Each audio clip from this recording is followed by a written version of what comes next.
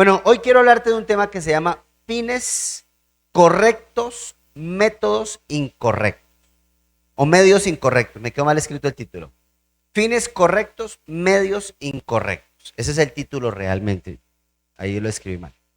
Fines correctos, medios incorrectos. ¿Por qué voy a explicar esto? Voy a explicarlo de esta manera. ¿Te acuerdas que antes que tú llegaras a Cristo, antes que conocieras la palabra de Dios, antes que tú conocieras la Biblia, estuvieras en un proceso de formación cristiano, ¿tú te acuerdas que tú tenías buenas intenciones? ¿Sí te acuerdas o no? O sea, que tú decías, no, yo quiero sanar, yo quiero crecer, yo quiero arreglar la relación con mis padres, mi historia, sanar mis traumas, yo quiero conocer, no sé, cosas de Dios. ¿Sí se acuerdan o no? Creo que la mayoría de los que están aquí, a no ser que usted haya sido Marilyn Manson, creo que la mayoría de nosotros teníamos eso en nuestro corazón. O sea, queríamos hacer las cosas bien. O yo siempre pregunto, ¿quién se casó para decir, bueno, estoy tan feliz estando soltero que me quiero arruinar la vida? Entonces me caso porque me caso ya. Pues nadie. ¿Sí o no?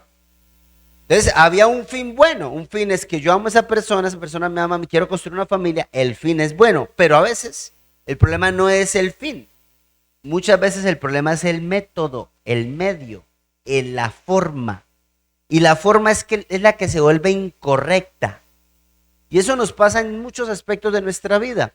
Alguien aquí intencionalmente ha dicho, bueno, yo quiero endeudarme y vivir endeudado con Coppel y Electra toda mi vida. O sea, viviré toda mi vida pagando la Coppel, ese celular a 600 meses. Nadie. ¿Sí o no? Pero el fin puede ser bueno. Una tele, un mueble, una silla. El fin puede ser correcto, pero el método, el medio, ahí es donde nosotros, decía la abuela, ahí es donde la puerca torció el rabo. O sea, ahí es donde nos fregamos. La hicimos mal. ¿Por qué? Porque desafortunadamente el problema no es tu intención. Tu intención es correcta y tu fin puede ser muy bueno. Lo que quiero hablarte es cuál es el método que hemos estado utilizando. Y por eso en sus notas de estudio, la primera pregunta es, ¿cómo responderíamos si alguien nos preguntara si somos personas espirituales? Porque ¿cómo podríamos decir si somos personas espirituales?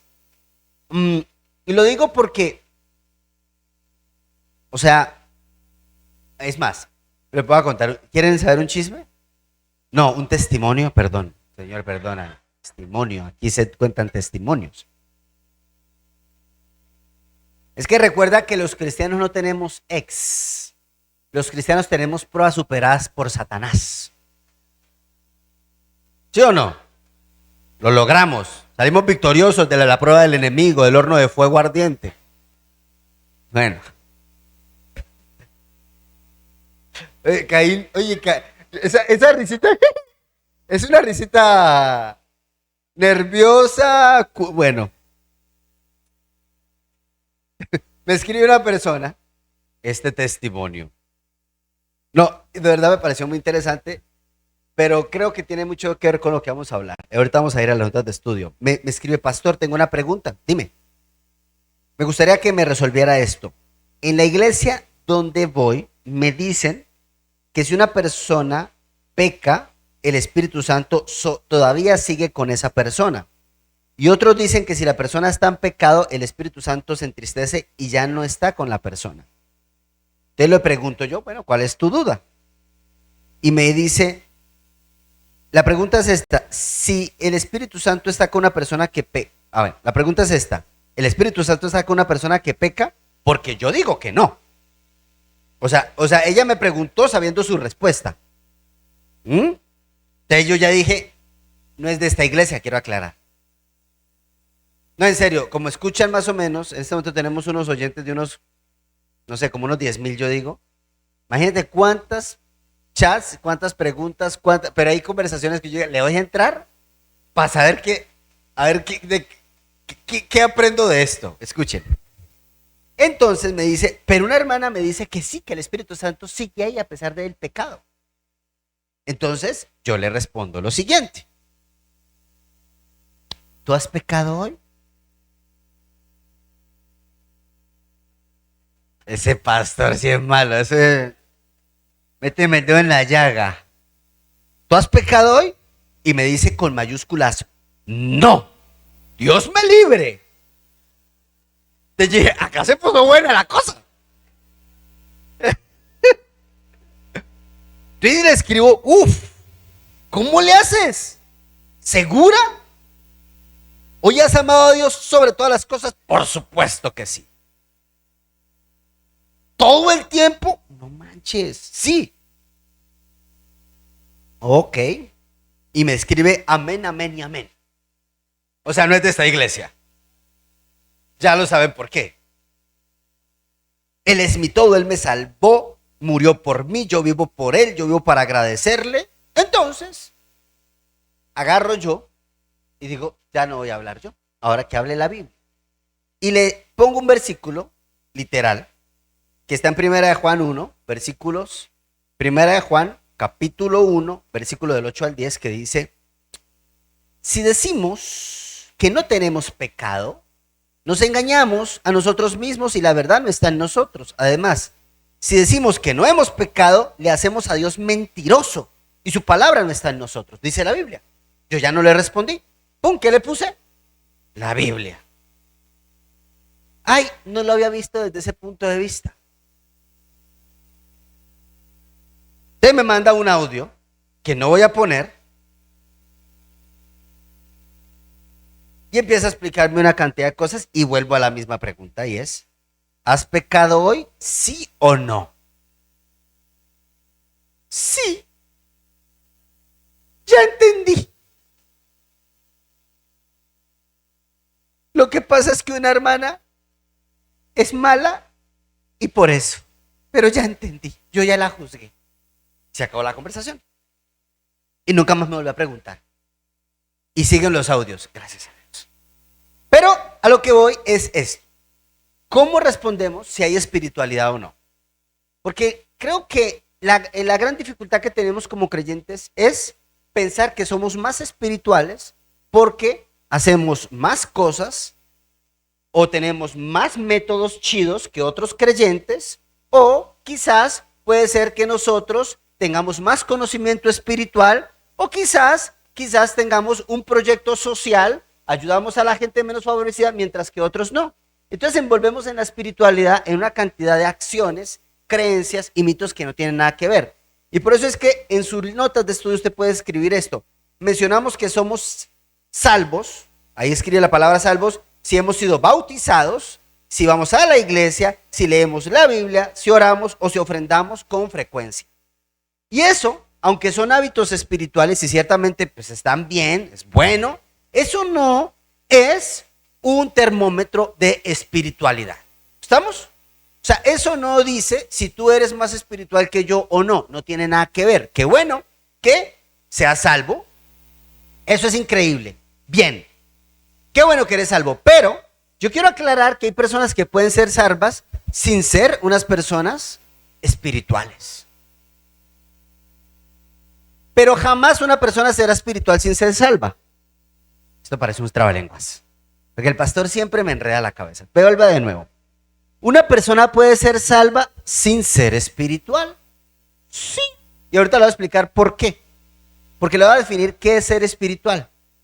Sin embargo, una persona no puede ser, no puede ser salva sin tener una vida espiritual.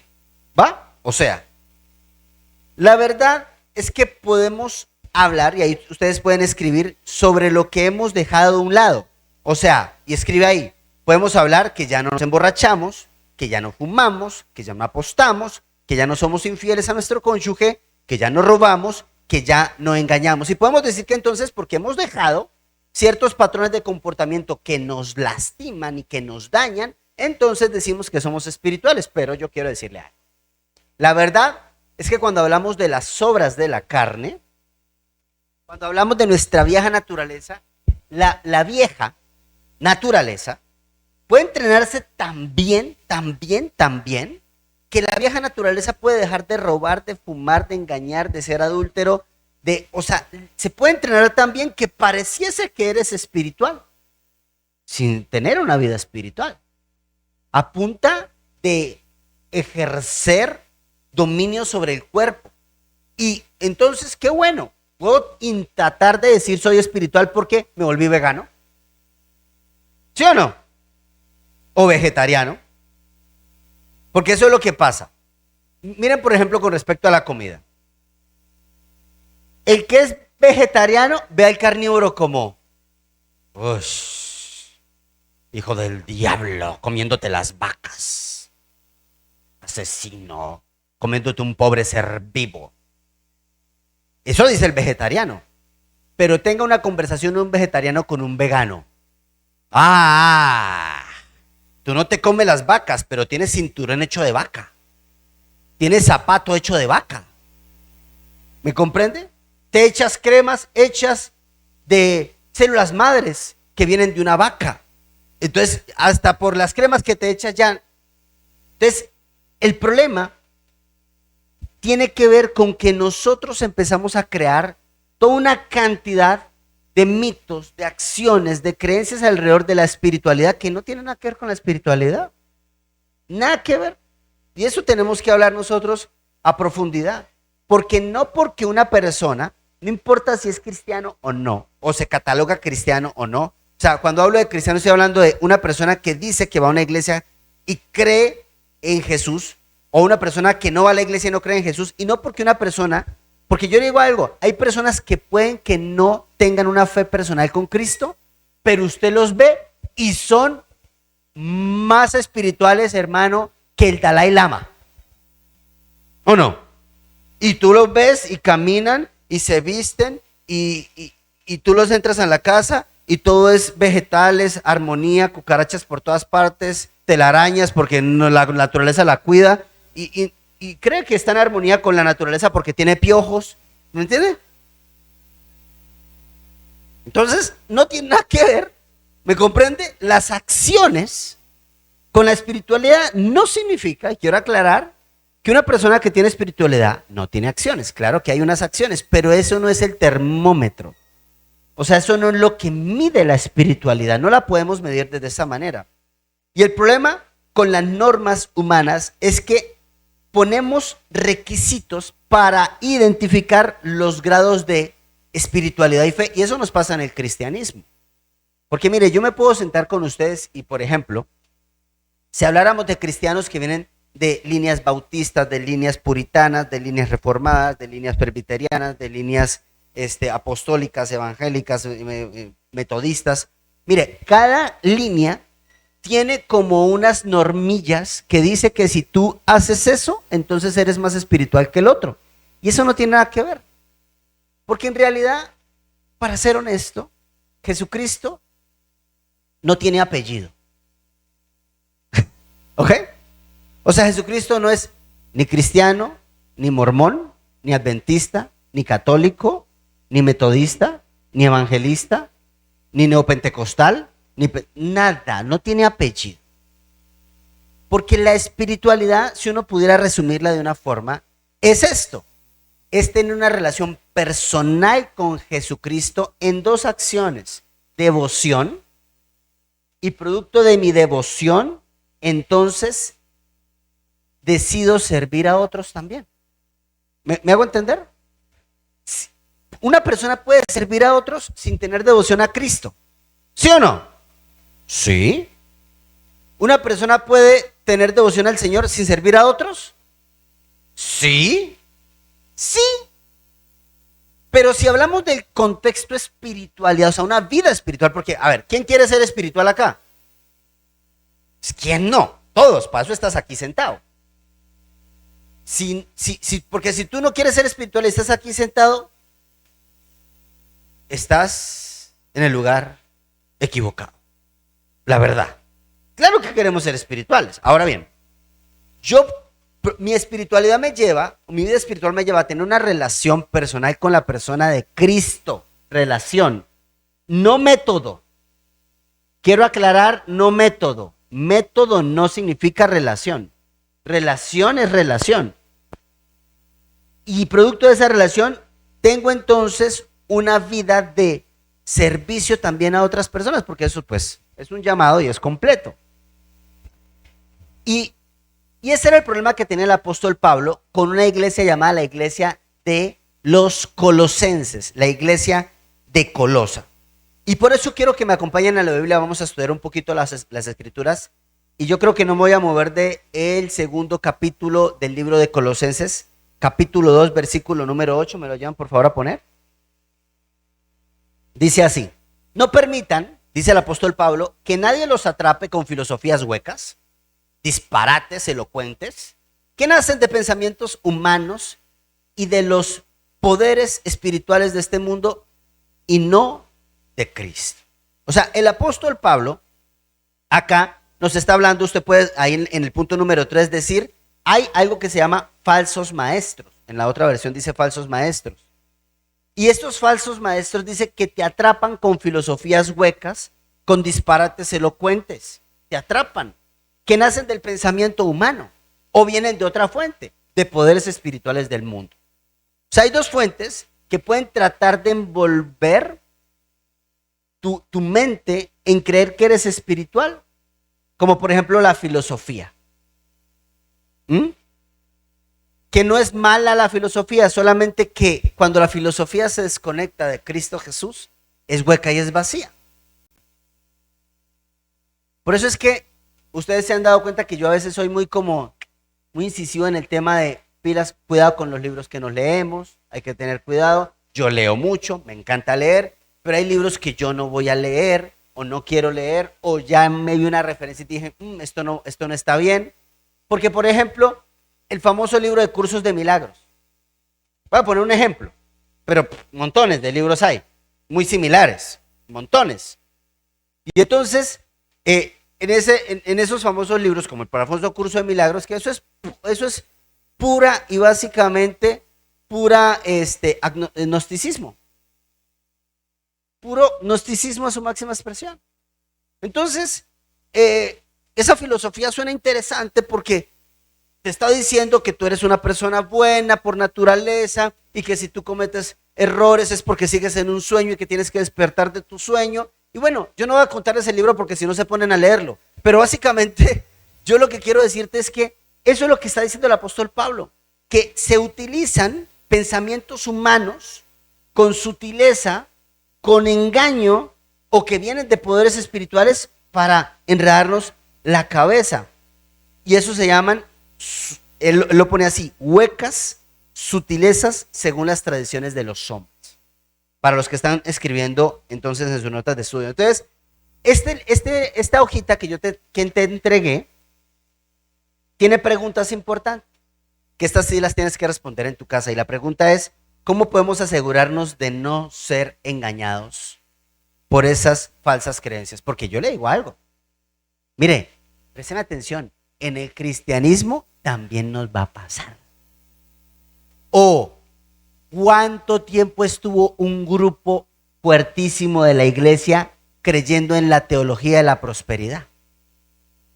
Pero montones.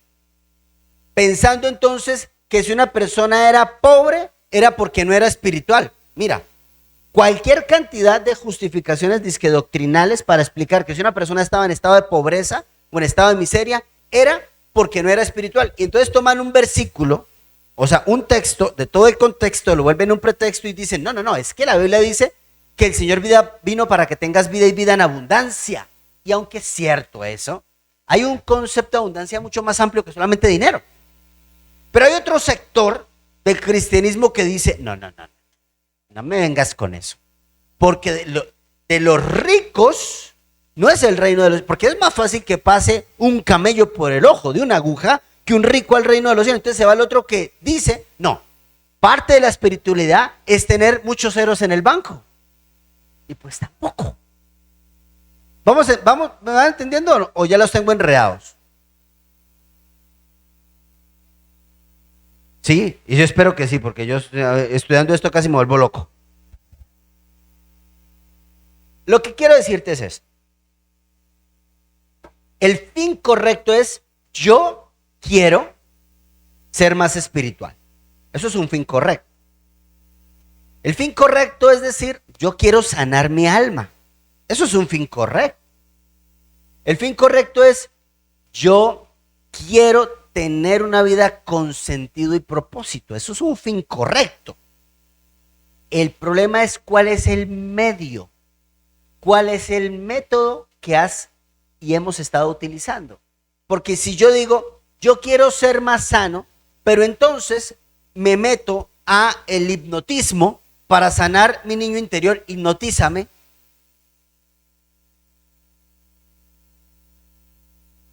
Sí, tenía 5 años y no me miró mi papá. ¿Me comprende? No, el problema no es el fin. El problema es el medio que quizás a veces hemos usado. No, yo quiero ser libre de fumar. Entonces, mira, por ejemplo, las personas que han luchado con el cigarrillo, usted mira la cantidad de técnicas que hay para dejar de fumar. Hace poco una persona me contó y me dijo, ¿sabes qué? Yo fui precisamente al hipnotismo y me hipnotizaron como un idiota y dejé de fumar. ¿Cuánto tiempo? 2 días. Siga invirtiendo, mi hijo, dinero ahí. El problema no es el fin, el problema es cuál va a ser el método que vamos a estar utilizando, iglesia. Ahí es donde nosotros somos presas fáciles. Entonces, y eso pasa con la espiritualidad. Uno de los métodos falsos, que es el punto número 4 de tus notas de estudio, se llama legalismo. Y el legalismo es un virus que afecta exclusivamente a los creyentes. Creyentes de cualquier denominación, religión. No solamente creyentes cristianos, sino creyentes budistas, creyentes hinduistas, creyentes judíos, creyentes cualquiera, porque es un virus que está en el hombre, producto del pecado. Entonces, Colosenses capítulo 2, versículo 16, mira, esto es muy interesante, 16 y 17, esta palabra me gusta y dice, por lo tanto, no permitan que nadie los condene. Ahí pongan la palabra condena en sus notas. Por lo que comen o beben. Téngamelo ahí. No me muevas el versículo, por favor. Dice acá que una de las manifestaciones de que yo estoy utilizando el método incorrecto es que entonces en mi congregación, en mi grupo, en la iglesia, como le quieras llamar, yo estoy experimentando que condenan a las personas que comen o beben algo. ¿Ok? Por ejemplo, hay grupos que se llaman cristianos, que dentro de su cristianismo se llaman cristianos, pero han decidido meterse a comer comida kosher. ¿Saben qué es comida kosher, no? Kosher. Comida judía.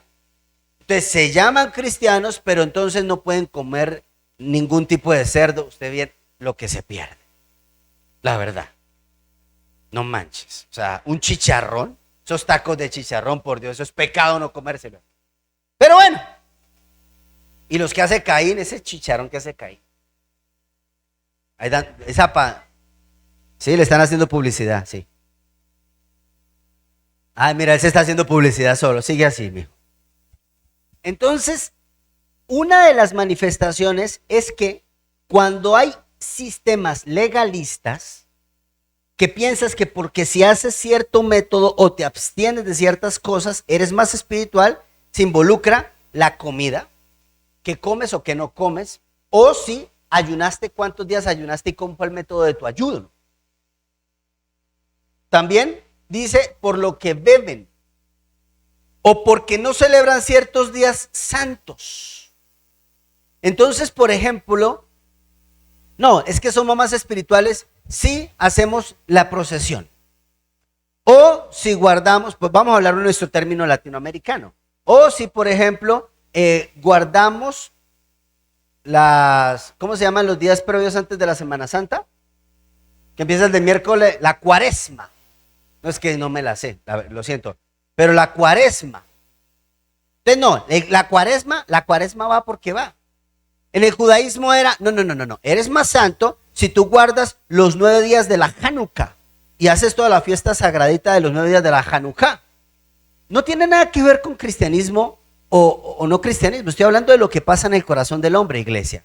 El fin es bueno, quiero ser más espiritual. ¿El cuál es el método? El método es que entonces, por la comida, el método es por la bebida, el método es por la ropa, a ver cómo te estás vistiendo. Naturalmente que por el amor a Jesús, si vienes a una iglesia, no muestres el ombligo. O sea, es como por sentido común, ¿sabes? O sea, recatado. Pero digo que no tiene nada que ver con espiritualidad o no, si yo entonces me visto completamente de negro, o si me pongo una burka, o si el pelo me lo tiño o no me lo tiño, porque inclusive hay iglesias donde si una persona se pinta el cabello ya está en pecado. Hay iglesias donde si una mujer se pone un arete, que ¿por qué se hizo un huequito? ¿Me comprende? Ahora, yo no sé los que practican la circuncisión, ¿cómo hacen para saber eso? Siempre me lo he preguntado. No lo sé, pero ¿cómo le hacen? No lo sé. Entonces, o porque no celebran ciertos días santos ni ceremonias por luna nueva ni los días de descanso. Entonces hay iglesias donde tienen que practicar Shabbat como si fueran judíos obligatoriamente. Pues nada que ver, no tienen nada que ver con la espiritualidad. Eso no significa que esto no sea cosas buenas, o sea, aliméntate bien. ¿O no? Pues porque si usted le da todo el tiempo al chicharrón, va a terminar como un chicharrón. O sea, aliméntate bien, vístete bien, celebra un día santo. Claro que sí, claro que sí. Por supuesto que descansa, pero eso no es síntoma de espiritualidad. Porque el problema del legalismo es que si creo que yo no cumplo con ese método, entonces yo estoy menos cerca de Dios. O si fallé en alguno de los métodos, entonces ya Dios no me ama, no estoy más cerca de Dios. Ese es el gran problema. El fin es bueno, el método es incorrecto. Mira, y entonces, ¿qué produce esto? Produce un orgullo vano, que es el punto número 5 que están en las notas de estudio. Porque la espiritualidad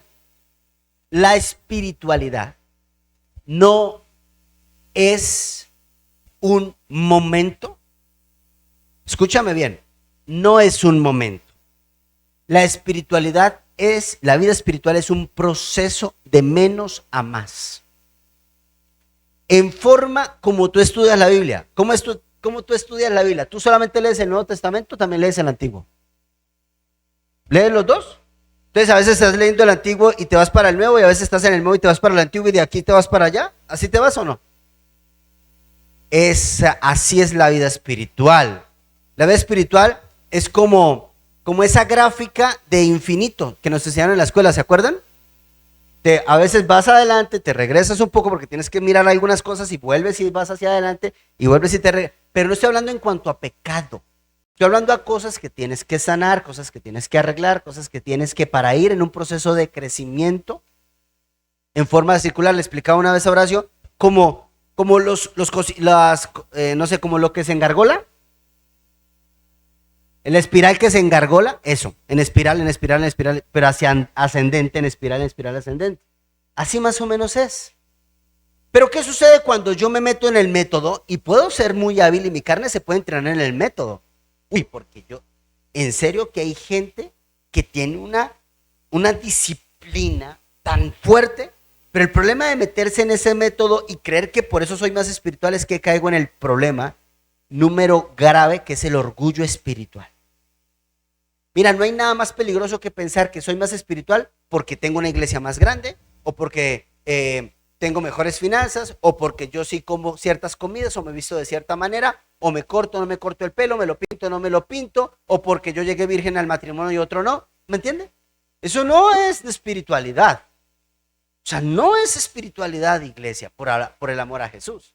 Pero entonces, si yo creo que yo soy superior, tengo un grado de superioridad porque el otro no lo hace como yo lo hago, ahí es donde viene el orgullo espiritual. Mira lo que dice Colosenses 2:8. Mire, póngalo por favor. 18, perdón. 2:18. No dejen. ¿A quién le está hablando el apóstol Pablo? A la iglesia, a nosotros.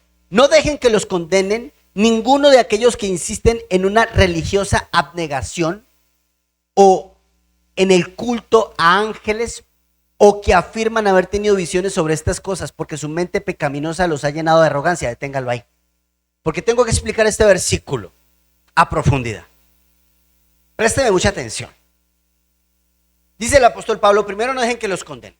Mire, uno se puede encontrar con personas o con grupos cristianos que creen que una persona ya recibió el Espíritu Santo porque habló en lenguas. ¿O no? Entonces, a ver, ora en lenguas, no, hasta que no, ora en lenguas. Y la persona empieza a cantar reggaetón. Scooby-Doo, papá, papá, Scooby-Doo, papá, papá. O sea, y no está hablando en lenguas. Nada que ver. ¿Sí o no? Es verdad. Entonces, si no, y porque me lo han preguntado a mí, oye, pastor, ¿y usted habla en lenguas? Y yo le digo, yo oro a veces en lenguas en mi intimidad, pero yo no lo hago públicamente.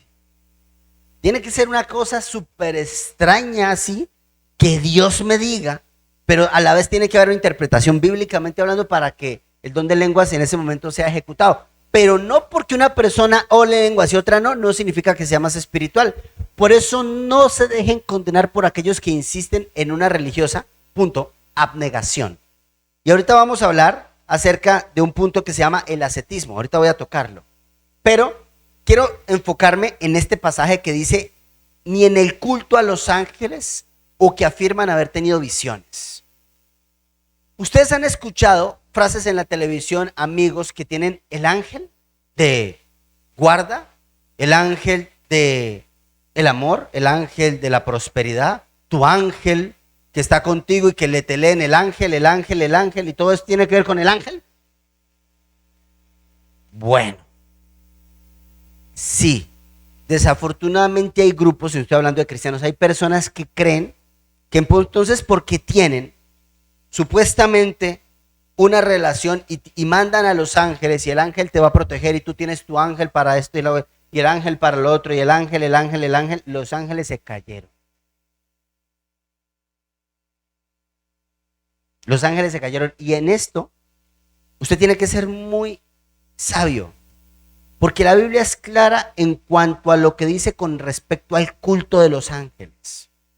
Muy específica. Por ejemplo, voy a hablar de un caso que a mí me llama mucho la atención, que está en la Biblia, que es el caso del apóstol Juan. El apóstol Juan estuvo 3 años con Jesucristo vivo en la tierra. ¿Se acuerdan o no? Fue entrenado directamente por el maestro de los maestros. Después el Señor Jesucristo murió, resucitó y se encontró con Juan y le enseñó el Teo 100, 200, 300 y 400 después de la resurrección. Tomó todos los teos posibles. El apóstol Juan después decidió hacer ministerio y predicó por el Ponto, por Asia, por Capadocia y por muchos lugares hasta que llega a una isla llamada la isla de Patmos, en Grecia. Y ya el apóstol Juan era un viejito y no lo pudieron matar, así que lo mandan exiliado como un prisionero a Grecia, y entonces allá tiene la visión del Apocalipsis. O sea, ya tenía un bagaje de conocimiento, de fe, de madurez espiritual. Y por eso le digo que me sorprende, porque hay 2 escenas en el Apocalipsis donde el apóstol Juan se le arrodilla a los ángeles. 2 escenas. Y yo cuando leía eso yo decía, ¿y qué pasó acá con el apóstol Juan? ¿Quieren leerlas? ¿O ya se durmieron? Apocalipsis capítulo 9. Vamos a leer Apocalipsis capítulo 9. Apocalipsis 19, versículo 10. Apocalipsis 19, versículo 10. Después de que tiene todas estas visiones, dice 19. Porque tenía cola que picaba, eso suena como a raro. 19, rápido eso. Entonces me postré. ¿Quién dice esto? El apóstol Juan. Me postré a sus pies para adorarlo, o sea, a un ángel. Y el ángel me dijo, no me adores, a mí. Yo soy un siervo de Dios como tú y tus hermanos que dan testimonio de su fe en Jesús. Adora únicamente a Dios, porque la esencia de la profecía es dar un lugar claro al testimonio de Jesús.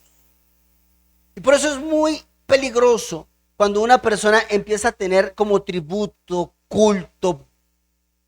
Mira, a mí me da mucha risa porque hay gente que dice, no, nosotros no adoramos, nosotros veneramos. La misma cosa. Lo mismo, con diferente nombre. Lo mismo. No, dice el ángel, no me adores porque soy como tú. ¿Quedó claro o no quedó claro? Ah, pero vamos a Apocalipsis 22, versículo 8. Yo, Juan, soy el que vio todo y oyó todas estas cosas. Cuando las oí y las vi, me postré a adorar los pies del ángel que me las mostró. Oye, ya le habían dicho que no. Y va de nuevo en Apocalipsis 22. ¿Y qué hizo él? Porque es que, bueno, ¿alguien alguna vez ha visto un ángel que no sea su esposa?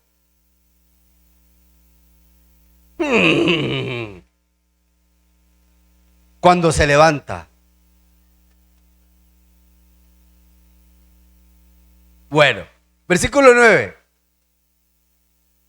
Pero él dijo que no me adores a mí. Yo soy un siervo de Dios como tú, como tus hermanos los profetas, al igual que todos los que obedecieron y han escrito este libro. Solamente adora a Dios. ¿Te quedó claro, Juan? O sea, yo no voy a negar realmente que hay personas que pueden llegar a tener un don llamado bíblicamente el don de discernimiento espiritual, que es un don dentro de los dones del Espíritu Santo que no va a explicar todos, pero hay un don particular que se llama el don de discernimiento espiritual y ciertamente estas personas que tienen ese don de discernimiento espiritual pueden llegar a ver cosas, seres, algo en el mundo espiritual y no es esquizofrenia, tranquilos. Y pueden llegar a verlo. Ok, yo no voy a negarlo. Pero el problema de tener el don sin tener el conocimiento es que el don me empieza a usar a mí y yo no uso el don. ¿Me copian?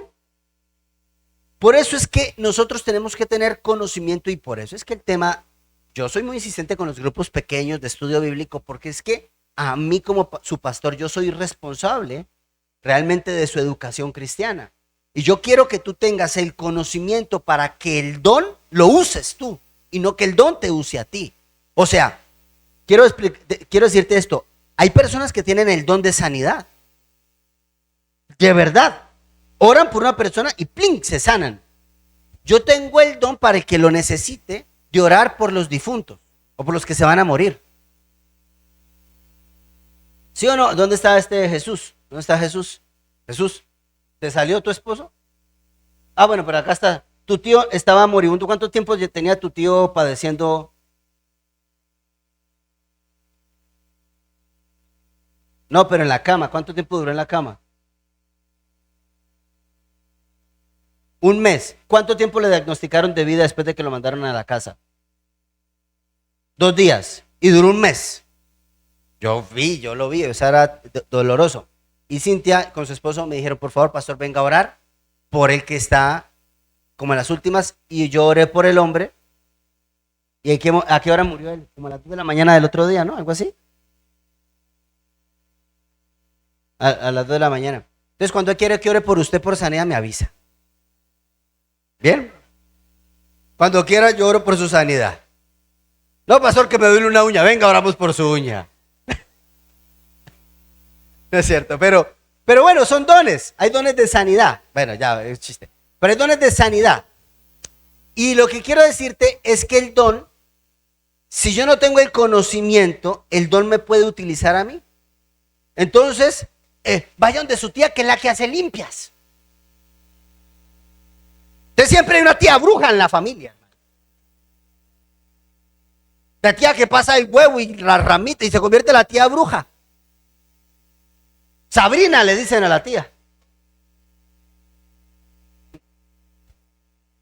Porque si no tenemos el conocimiento, iglesia, el don nos usa a nosotros.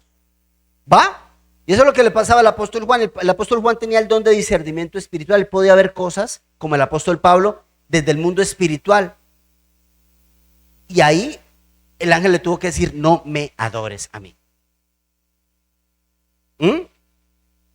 Sigamos entonces. Bueno, entonces volviendo al tema, es que cuando hay legalismo yo puedo caer en el orgullo vano, y el orgullo vano puede llevar a una persona a decir, bueno, si tú no oras en lenguas, si tú no ves ángeles, si tú no tuviste una experiencia extrasensorial, por ejemplo, con respecto a la fe, al cristianismo, quiero aclarar que hay dos cosas que son importantes. La vida cristiana es una vida racional. Sí, o sea, ¿cómo te explico? Dice el famoso George W. McDowell, mi corazón rechaza lo que mi mente no entiende. Y tiene toda la razón. O sea, nuestra fe no es un suicidio intelectual. La verdad es que las personas que yo conozco de más fe son personas que tienen mucho conocimiento espiritual. No es un suicidio intelectual, no es una fe ciega, es una fe inteligente. Dijo el apóstol Pedro, yo sé en quién he creído. Así que yo tengo que tener claro porque creo lo que creo. Y eso se llama convicción. Entonces, la fe, claro, naturalmente que tiene que tener sentido. Tiene que tener en algún momento razón. Hasta un momento. Pero también la fe tiene otra cara de la moneda. La fe también puede tener emociones, ¿sí o no? ¿O la vida espiritual sí puede tener emociones, sí o no? Sí. Claro que sí. ¿Alguien alguna vez en una predicación ha llorado? ¿En una oración? Acá se la pasan llorando ustedes todo el tiempo, mamá, chillones aquí. Perreta. Claro que es emocional.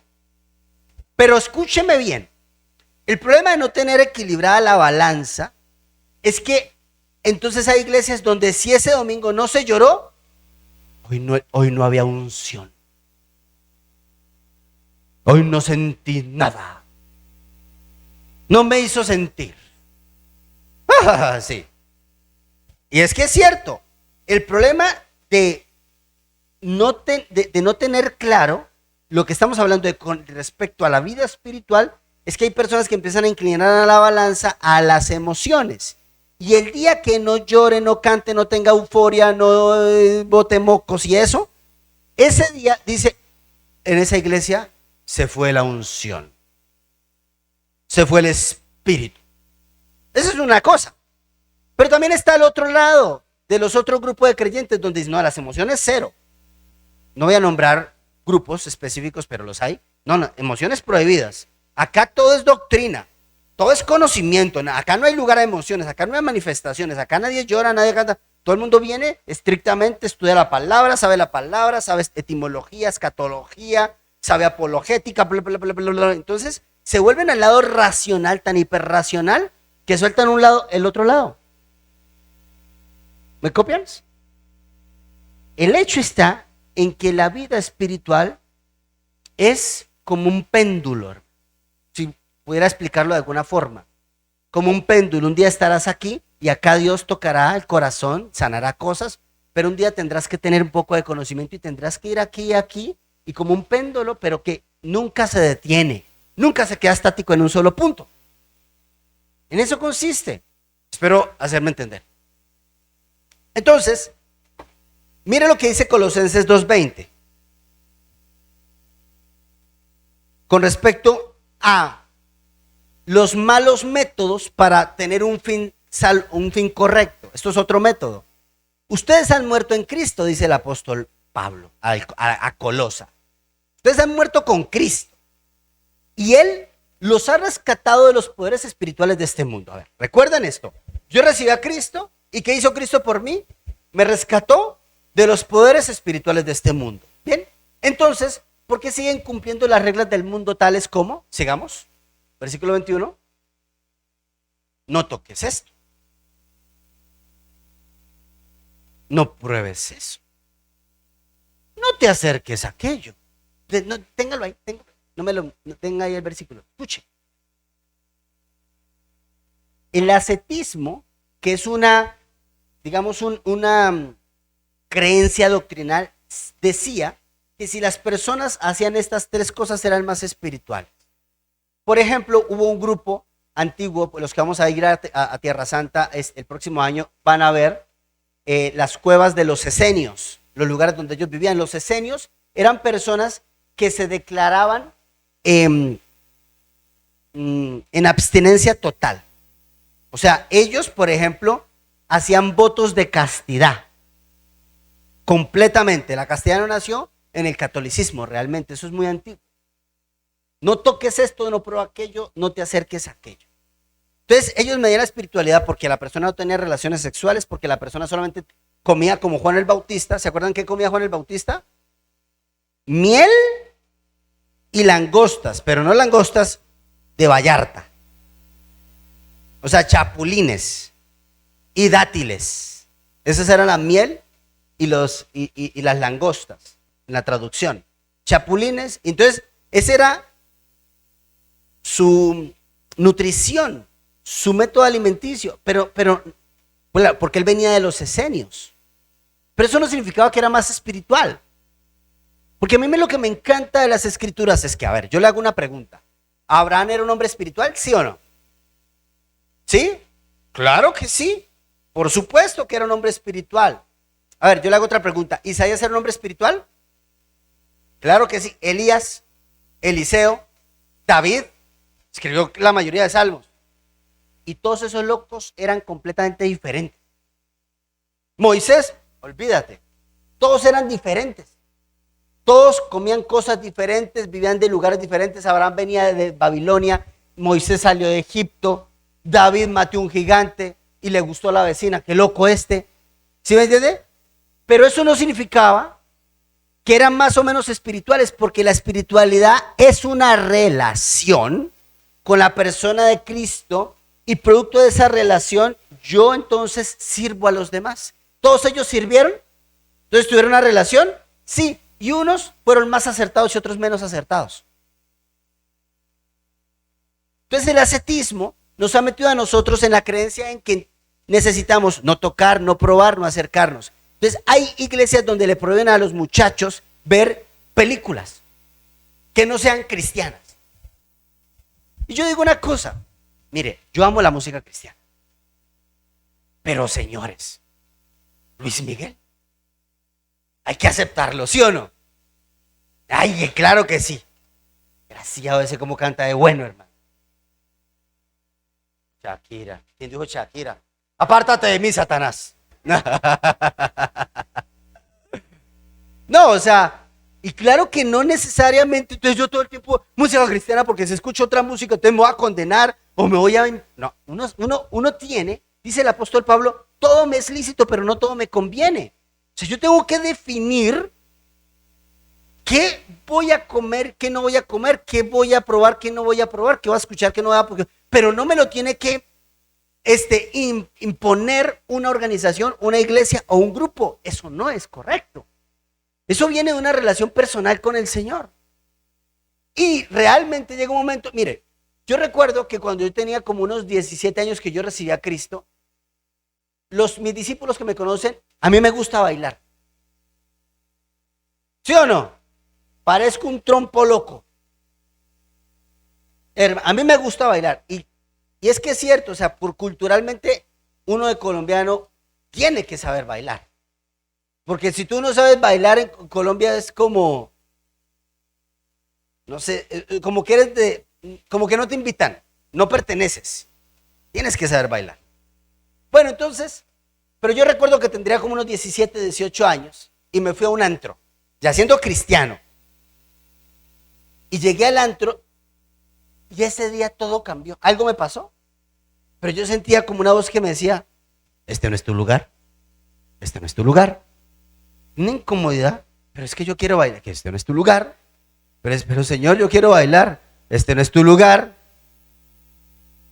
Este no es tu lugar, este no es tu lugar, este no es tu lugar. Y me molestó el Señor. Efectivamente yo ya nunca más decidí no ir a un antro porque me parecía aturdidor, me parecía que la luz, me parecía que el humo, me parecía que fumando, que lo que se veía, que las escenas en las otras mesas. Yo dije, esto no me sirve.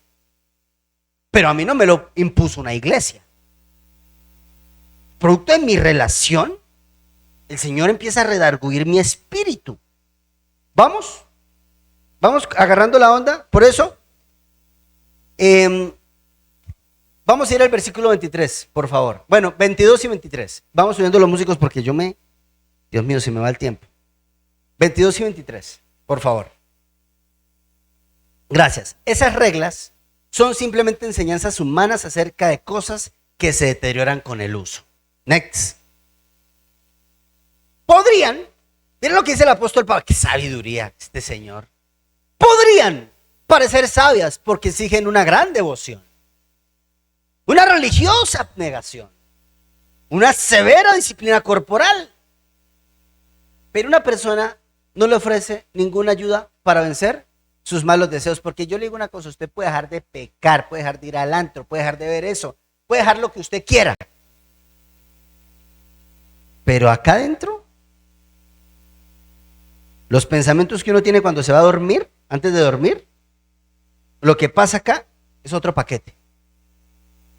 Porque si alguien a mí me dice, no, pastor, es que la vida espiritual se define porque yo no peco, yo de verdad siempre lo he dicho, por el amor a Jesús, ya váyase al cielo. Muérase ya, hermano, porque en un segundo más va a pecar. Háganos el favor y no queremos contaminar tu santidad.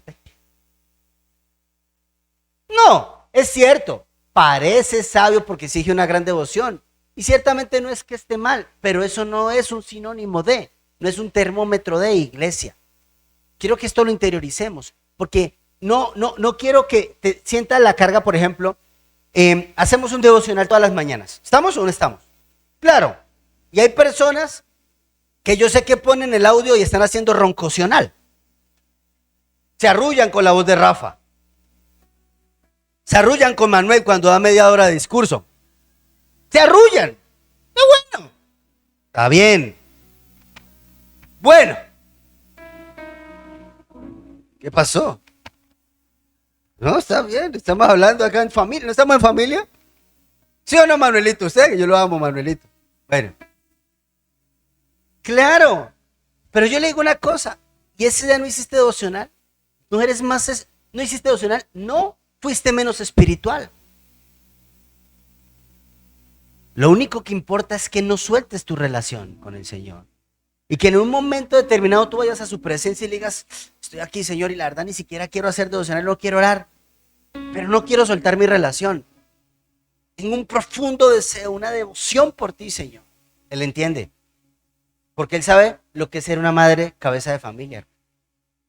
O sea, Él conoce tu corazón y Él te entiende lo que significa levantarse temprano, que la lonche de los niños y que prepararlos para la escuela y que llevarlos y que los problemas y que en el trabajo y que no te pagaron y que la renta. Y Él conoce todas tus presiones. ¿Cómo no va a decir, duerme unos 5 minutos más, duerme 1 hora más si tú quieres? Él te entiende. Él entiende. Él entiende que tú como hombre a veces te puedas sentir frustrado, agotado porque dices, y me esfuerzo y siento que no alcanzo a proveer quizás todo lo que mi familia necesita o desde el punto financiero o emocional o espiritual. O sea, Él entiende eso y sí entiende que te vas a cansar. Pero si tú ese día no hiciste devocional, no significa que no eres espiritual. Porque no depende de ti. ¿Me copias? Depende de lo que Él es en ti. Y Él es tu Padre. Y te ama. Entonces, yo te digo una cosa. Tenemos fines correctos. Pero quizá tenemos que empezar a corregir los métodos. Que a veces se vuelven incorrectos. Dios nos ama. Yo les invito a que hagamos una evaluación, llévense en sus notas de estudio, reestudienlas, ahí vienen todos los versículos. Reestudien sus notas y termino con esto. Ahí está en su nota de estudio. Voy a retomarlo de nuevo. en el punto número 8, crecimiento espiritual, nuestro crecimiento espiritual, ponte de pie, está determinado por la disposición de poner atención a Jesús, de poner a un lado todo lo que nos aparte de Él y añádele, y de servir a otros, como alguien nos ha servido a nosotros. Vamos ahora. Amado Padre, tengo tantos deseos de hacer lo correcto. Tengo tantos anhelos, Señor, de buscar tu favor y tus misericordias. Pero no quiero perderme, Señor, en los métodos. Porque los métodos ciertamente pueden ayudar, pero no representan grandes cosas. Sí debo orar, leer la Biblia, pero por amor, por deseo, porque yo quiero, pero no porque eso me hace más o menos. Porque mi valía nunca, Señor, estará determinada por las cosas que hago o dejo de hacer. Mi valía está determinada por ti, Señor. Porque de tal manera amó Dios al mundo que entregó su Hijo unigénito para que todo aquel que en él cree no se pierda y tenga vida eterna. Mi valía está determinada por el amor que tú me tienes a pesar de mí, de mis acciones, de mis hábitos. Quiero conocerte más, Señor. Deseo caminar más en tus caminos. Y yo quiero bendecir a estos hombres y mujeres, a esta iglesia increíble, que son personas que pagan un precio, que se levantan en la mañana, que vienen un domingo, que traen a sus hijos, que tienen que venir, cambiarse rápido para venir a una clase, que pagan un precio alto. Señor, tú ves eso y siguen creciendo. Gracias por eso. Retribúyeles la obra de sus manos, aquellos que sirven, que ponen las sillas, aquellos, Señor, que están detrás de bambalinas, aquellos músicos que están acá, Señor, que se esfuerzan, que se trasnochan, que todo eso, Señor, pero no lo hacemos porque somos más. Es una acción producto de un deseo de gratitud por tu amor y por tu gracia en nuestras vidas. Así que defino y decido hoy que mi vida espiritual no depende de mis acciones. Depende de tu obra, no de la mía. Depende de ti, Señor. Y mi tarea es disfrutar y conocerte más. Levanta tus manos al cielo y adórale conmigo.